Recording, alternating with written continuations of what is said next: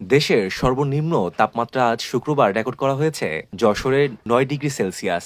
একই দিনে রাজধানী ঢাকায় সর্বনিম্ন তাপমাত্রা ছিল 13.5 ডিগ্রি সেলসিয়াস। আবহাওয়া অধিদপ্তরের আবহাওয়াবিদ শাহনাজ সুলতানা শুক্রবার সকাল 10:30টার দিকে এসব তথ্য জানান। তিনি বলেন, আগামী কয়েকদিনে সারা দেশে তাপমাত্রা আরো কমতে পারে এবং শীতের তীব্রতা বাড়ার আশঙ্কা রয়েছে। এ সময় কুয়াশা প্রভাবও বাড়তে পারে। আবহাওয়া অধিদপ্তর জানায়, বৃহস্পতিবার সন্ধ্যা 6টা থেকে পরবর্তী 5 দিনের আবহাওয়া পরিস্থিতি নিয়ে দেওয়া পূর্বাভাস এই তথ্য উঠে এসেছে। সংস্থাটির মতে উপমহাদেশীয় উচ্চচাপ বলয়ের দেশে শীতের প্রকোপ বাড়ছে। এই বলয়ের বর্ধিত অংশ বর্তমানে পশ্চিমবঙ্গ ও তৎসংলগ্ন এলাকায় অবস্থান করছে।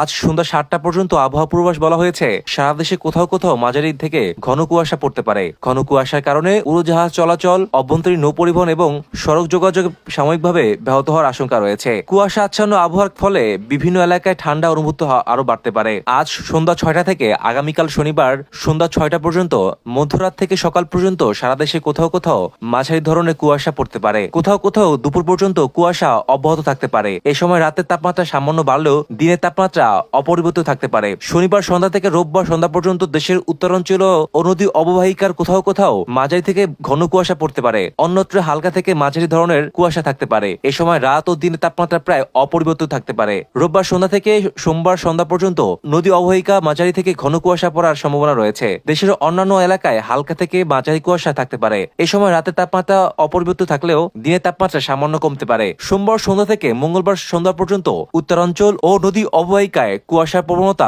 অব্যাহত থাকতে পারে। এ সময় রাতের তাপমাত্রা সামান্য কমতে পারে এবং দিনের তাপমাত্রা প্রায় অপরিবর্তিত থাকতে পারে। এই কয়েকদিন সারা দেশে আকাশ আংশিক মেঘলা থাকতে পারে এবং আবহাওয়া প্রধানত শুষ্ক থাকতে পারে।